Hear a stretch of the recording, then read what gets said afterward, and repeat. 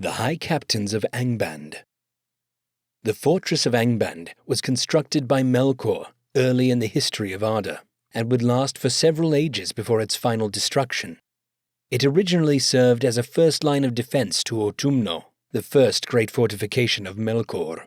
However, after its destruction and Melkor's imprisonment by the Valar, he would return to Middle-earth and choose Angband as his headquarters.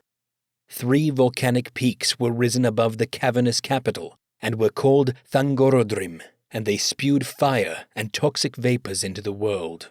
Angband would play a major role in the conflicts that befell Middle-earth in the First Age of Middle-earth. In addition to Melkor, Angband was run by 2 high captains during its reign, Gothmog, the Lord of Balrogs, and Sauron the Maia, who were its primary leaders prior to Utumno's destruction.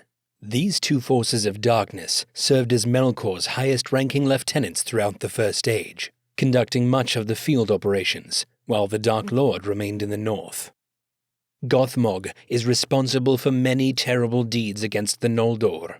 He was among the Balrogs to first encounter the Noldor when Feanor's company arrived at Angband in the Dagor Nuin Gileath, the Battle Under the Stars, in Year of the Trees 1497.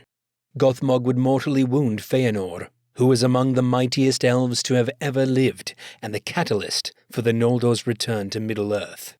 He served as a general in other conflicts, such as the Dagor Aglareb in First Age 60, largely a failure that led to the Siege of Angband. Almost 400 years later, the siege was broken in the Dagor Bragolach. In First Age 472, Morgoth anticipated a major attack from the alliance of Fingon and Maedhros, and his retaliation was a devastating blow to the free races of Middle-earth. During this conflict, known as the Nirneth Arnoediad, Gothmog engaged the High King of the Noldor in combat.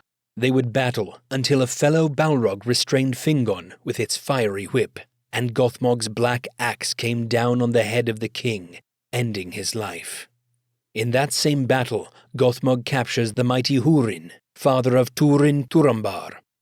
Feanor and Fingon were not the only 2 legendary elves to fall to Gothmog.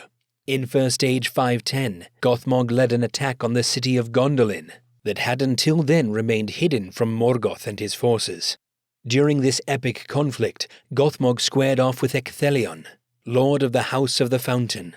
Having been severely injured in battle, Ecthelion was forced to use the spike of his helm to strike at Gothmog, landing a blow to the chest and casting them both into the fountain in the king's square. Both the Elf Lord and the Lord of Balrogs met their ends that day. Of all the servants of Morgoth, none were as feared as Sauron the Abhorred, the one other villain to serve as High Captain of Angband. Being a Maia, Sauron could have had a different fate if it wasn't for the cunning of Melkor.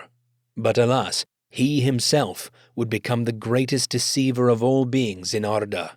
Then known as Meiron, he would not leave Valinor and openly declare allegiance to Melkor until the strongholds were created in Middle-earth. With shape-shifting and sorcery abilities, Sauron became the greatest foe of the children of Ilúvatar after Melkor, often taking the form of a werewolf or vampire. He used his deceit to extract the location of Barahir from Gorlim, who had been part of Barahir's company of outlaws. Sauron claimed he would free Gorlim's wife, Elinel, but once he received the information he needed, he revealed that she was already dead and killed Gorlim as well. One of Sauron's major actions in the First Age was the conquering of Tol Sirion, thereafter renaming it Tol Ingorhoth, or the Isles of Werewolves. In that time, he took control of the first Minas Tirith too, serving as a watchtower for Morgoth. It is at Tol Ingorhoth that he would imprison and eventually slay the company of Beren in the quest for the Silmaril, including Fingon Felagund, a much-revered elven king, and Galadriel's oldest brother. Sauron's fate was intertwined with Beren's, as he had killed his father, thanks to the deceiving of Gorlim, and for years they sought each other's demise as powerful opposing forces. Tol Ingorhoth was, in the end, yielded to and destroyed by the almighty Luthien Tinuviel, after battling with Sauron's werewolf form. Sauron was much more inactive after his defeat by Luthien and Huon the Hound of Valinor, and was ashamed to go before the throne of Morgoth after his defeat, so he remained largely uninvolved in the rest of the First Age conflicts. He would rise to even greater power in the coming ages after the defeat of Morgoth in the War of Wrath in First Age 545 to 587. Gothmog and Sauron were, without question, Morgoth's mightiest lieutenants that are known to us, and we don't know if there were any more of the fallen Maiars that were equal in rank with them, as it could be possible, because there were other fallen Maiars who served Morgoth, though we don't know their names. Through them, Angband was a dreaded, evil place that aided Morgoth in the Wars of Beleriand.